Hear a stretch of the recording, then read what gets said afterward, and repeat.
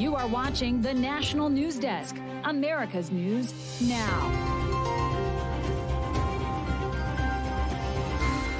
Wildfires spread on both coasts as one side of the country is dealing with historic lack of rain that is rewriting the record books.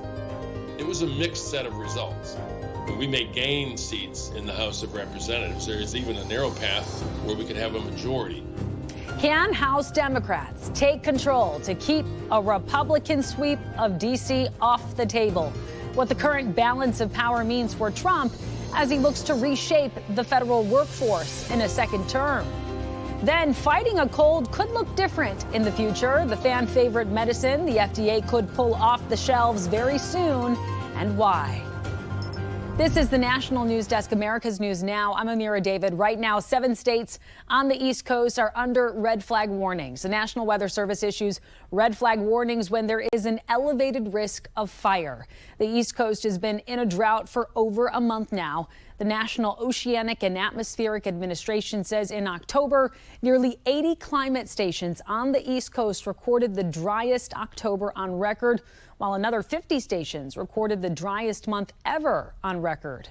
While in New Jersey, at least 4 wildfires are active from the Pinelands in the central and western parts of the state all the way to the New York City suburbs. At least 100 buildings are threatened in the Burlington and Camden counties, but there are no evacuation orders at this time.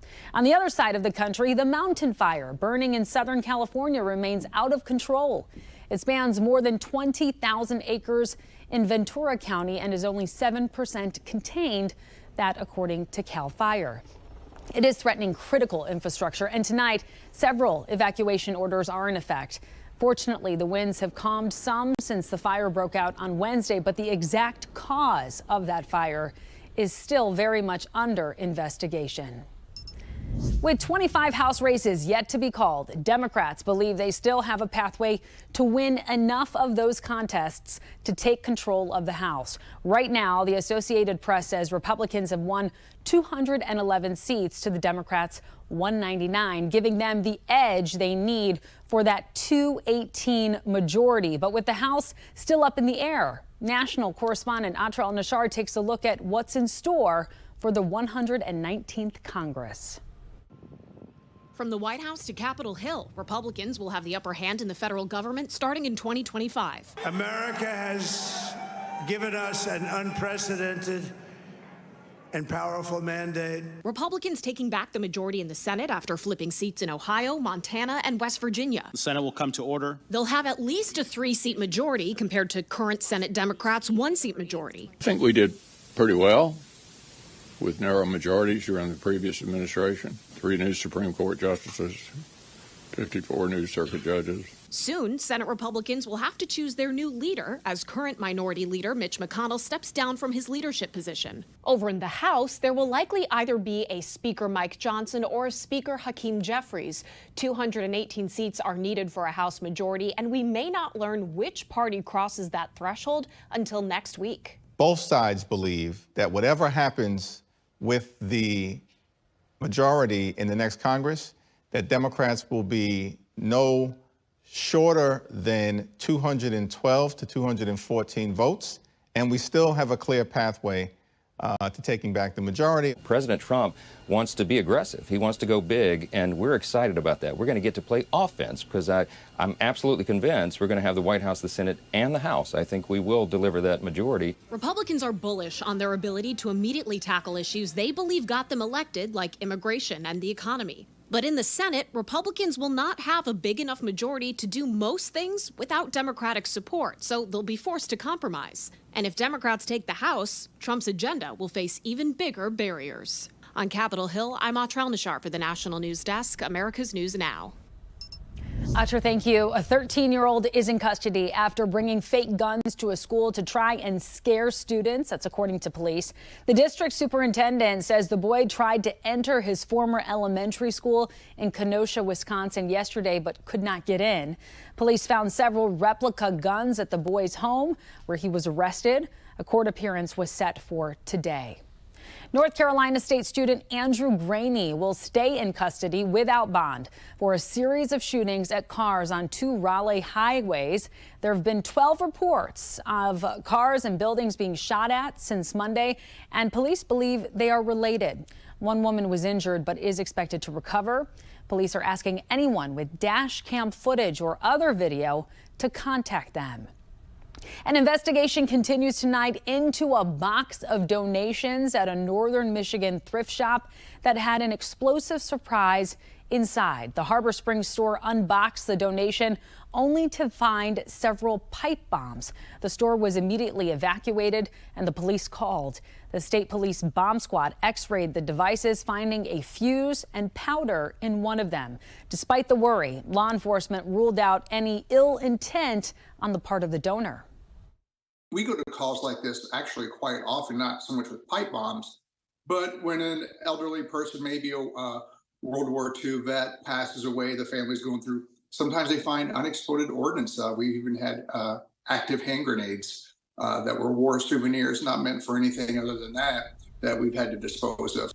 The bomb squad safely disposed of those pipe bombs. Troopers also swept the store and the nearby area for any other explosives, finding none. It was just 2 months ago that an estimated 200,000 people in the mountains of North Carolina were devastated as thousands of homes were damaged or completely destroyed by Helene. And now, in an area that was already seeing a housing shortage before the September disaster, a crisis is deepening. The National News Desk's Karen Zakalak takes a look at the options available for the newly displaced. How does it feel to come back home and your house is just totally gone? Well, it feels bad and it's rough, but you know, I wish it hadn't happened, but there's a reason for it, you know, and I'm just, like I said, I don't know why, but I just trust the Lord that He'll let me know. Everything's gone. His outlook is almost unbelievable as he patiently waits for FEMA to send help. My thinking is just give me some money and get me a home, you know. Bailey is one of thousands now stuck in a place that was suffering from a housing crisis before this crisis hit. We do still have a lot of people staying in hotels. We have a lot of people who are still in temporary situations waiting on their places to be fixed, waiting on their apartments to be habitable again. And I think it's going to take time. Pisgah Legal tells us the storm damaged or destroyed more than 125,000 housing units throughout western North Carolina. I think our community is aware of the need to build affordable housing and the need to take this, this devastation our community is facing right now and really continue to invest in increasing the amount of options for us. 6 weeks after the storm, many families are still living in shelters, waiting to find a new home or fix their old one. Others are turning online to Facebook groups like WNC Temporary Housing Resources. I think the whole premise of this is that we wanted to, in real time, connect those who have been displaced with those who have available housing. 3 women from outside Asheville created the page where those without a home can easily connect with those who have one to offer. It's amazing to watch how people come together, and the level of gratitude it's as overwhelming as the devastation. Some, like Bailey, will never leave their property. I ain't got nowhere to go, and I ain't got the money to go nowhere. I'm gonna have to stay right here. But there is a fear that many will be forced out because there's simply not enough homes. The truth is, if a lot of people end up leaving Western North Carolina, that doesn't help any of us. That hurts our economy, it hurts the tax base, and it hurts business owners. More than 7,000 students from 20 different schools in Beverly and Gloucester, Massachusetts were home today as teachers in both districts went on strike. With a near unanimous vote to walk out, the teachers union is demanding higher pay, increased minimum wages, more parental leave, and smaller class sizes. Teacher strikes in Massachusetts are illegal, so the unions could be forced to pay fines on top of lost pay for each day of school that is missed, excluding Monday's upcoming Veterans holiday. 43 monkeys are still on the loose in South Carolina after they escaped from a research facility, but some of them have now been spotted playing near the perimeter fence of the facility. This is seen as a positive indication that the primates remain in healthy condition. I think that the care that they get there is definitely stellar. I know they're not used to being out in the wild and where they are now, and so I know that if they're able to get back there, they'll be fed, they'll be warm. And hopefully secure very soon. The FBI investigating racist text messages sent to Black Americans in at least 20 states this week. The messages invoked references to slavery, telling recipients to show up with their belongings to various addresses at particular times. Talia Jones received one of them. So first it was shock, and then I think it was more anger than like sadness, because it's just like, who do you think you are to send these out? It became sadness when I realized that young people were getting it, like elementary schoolers and middle schoolers, who a lot of them are oblivious to what's going on. Some messages said they were coming from a, quote, Trump supporter. A spokesperson for the president-elect has said the campaign has nothing to do with those messages, and it is not clear at the moment who is responsible. Take a good look at your screen here. These are the suspects police say attacked two Jewish students who visibly showed support for Israel on DePaul University's campus in Chicago. Police say the students, two men in their 20s, were assaulted by unknown men, one masked, who struck one student in the face while pushing the other to the ground. It is now being investigated as a hate crime. This, as we learn, 5 Israeli soccer fans have been hospitalized and 62 detained after attacks and clashes in Amsterdam just after a soccer match hosting a traveling Israeli team. NBC reported that its geolocation surveillance footage showed individuals being physically assaulted. Israeli and Dutch leaders calling that attack anti-Semitic, though separate geolocated footage shows Israeli fans shouting anti-Arab epithets and slogans against Palestinians, as the Dutch police chief says some of the Tel Aviv fans set a Palestinian flag on fire. What happened last night is not a protest. It has nothing to do with protest or demonstration. It was crime. A timeline of the events is still under investigation. The events unfolding as tensions remain high around the world, with Israel's military offensive to root out Hamas in Gaza showing no signs of abating, while continuing to claim the lives of countless innocent civilians. Just today, the UN Human Rights Office said it had verified that nearly 70% of the fatalities in Gaza, in the Gaza war, were women and children. The UN says it verified those fatalities using 3 separate sources. Israel's diplomatic mission to the UN rejected the report's numbers and also said it ignored the role of Hamas in deliberately causing civilian harm. Coming up, the severe weather threats impacting millions of Americans tonight and over the weekend. Then the impact President-elect Donald Trump's second term could have on up to 100,000 government workers in one city. Also ahead, the areas in the U.S. where dangerous coyotes are becoming a real threat. More when we come back.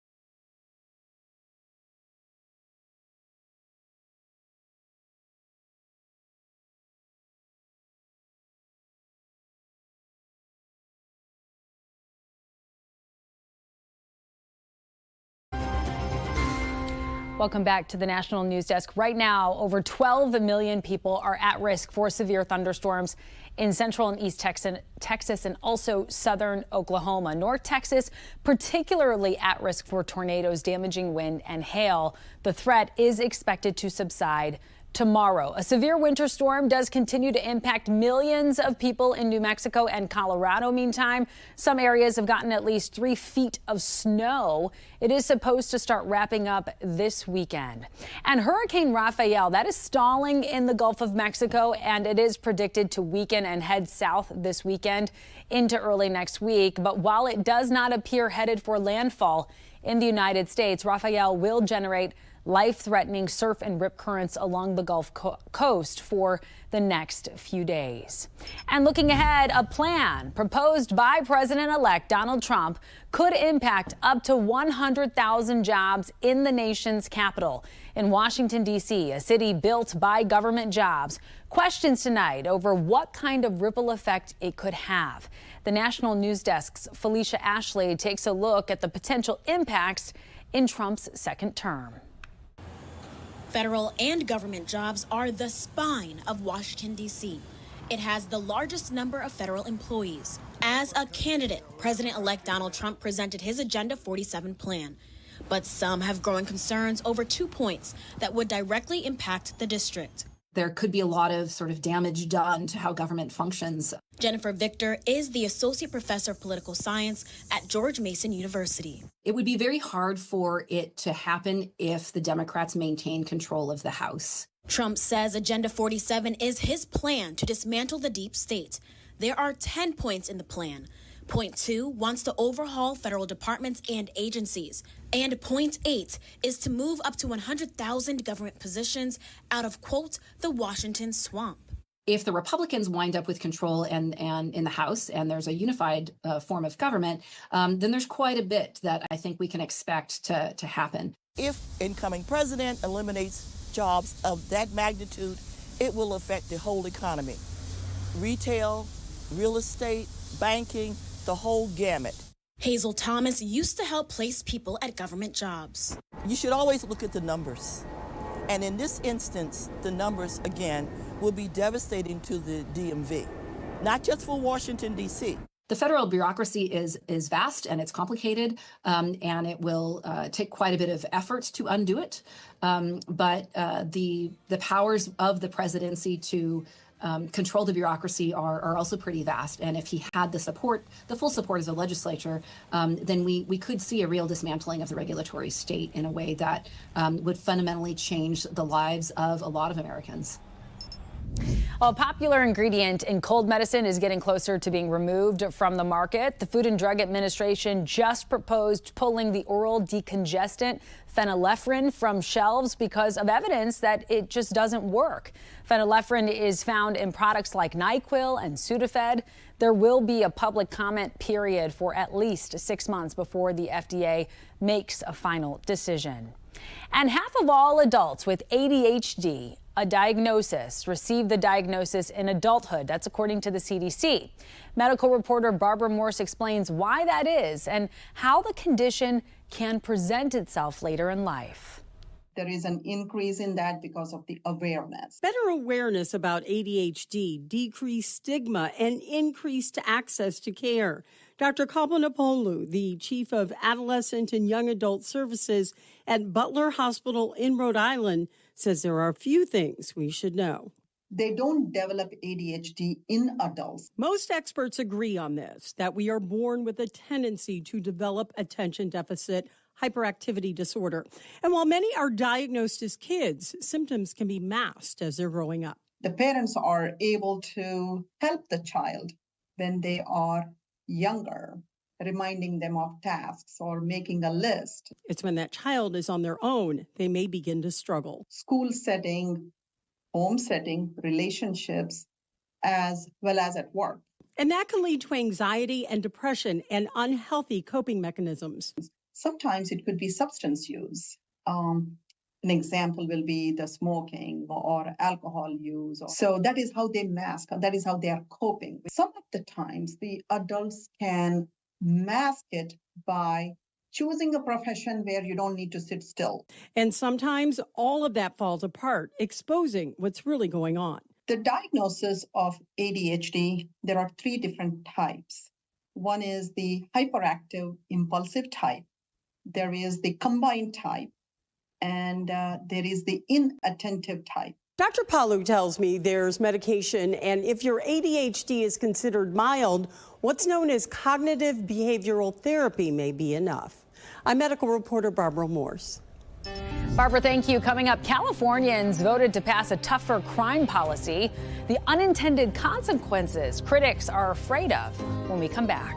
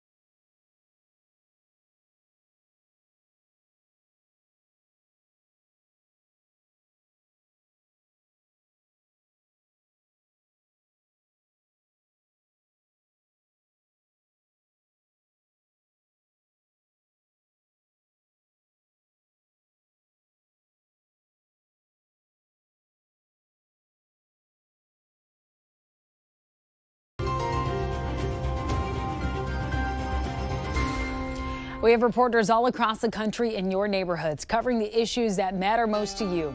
We're taking the pulse of America, and we begin in Maryland, where a chef and athlete was shot during an attempted robbery. Chef Tobias Dorzon was honored by the Prince George's County Council just last spring for being named Maryland Chef of the Year and for his commitment to the community. I'm here to stay. I'm here to continue to make the county better. Councilmember Wanika Fisher. Not only is he an amazing community leader, business owner, the blessing to count him as a personal friend. Which is why what happened Tuesday night in Hyattsville has stunned and saddened so many. Chef Tobias and his companion shot and robbed as they returned from a night out. The crime caught on camera. I was just on my hands and knees praying that Tobias would be okay. And gun violence and violence in our community is just unacceptable and disgusting.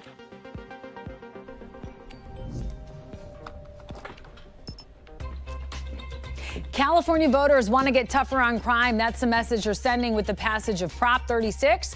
Under the measure, shoplifting would become a felony for repeat offenders, and penalties would increase for some drug offenses. Here's what some Butte County officials who helped collect signatures for the measure had to say.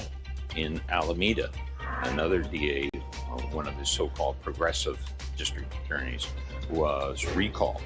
So I think we have a reckoning coming with the public about public safety, that the criminal justice pendulum swung way too far to one side. Being able to hold people accountable for habitual retail theft, that's a big deal. To be able to hold fentanyl dealers accountable, that's a big deal. So I love that this is going to return some normalcy to law and order and to the application of law and order. Critics say the measure will have disproportionate impacts on the poor and people of color. Governor Newsom says it will result in mass incarceration. Seeing a coyote out roaming like this one captured on a state camera at Snoqualmie Pass is normal, but more and more people are seeing and snapping photos of coyotes while walking through Seattle neighborhoods. This is not the odd sighting. This is becoming a problem. Seattle Fire rushed a woman to the hospital with bites on her arms and scratches to her head after she ran to pull her dachshund away from a coyote that had it clenched in his jaw. When you're out walking the dog, do you worry about coyotes? No, not really. She can kind of take care of herself. I walk by Wolf Creek and I don't even pay attention there. Maybe I should. Coyote-human encounters are scary, being documented more and more in Seattle and other urban areas. And still ahead, bells are ringing, and it has nothing to do with the upcoming Christmas holiday, where the sweet sound has been heard for the first time in 5 years.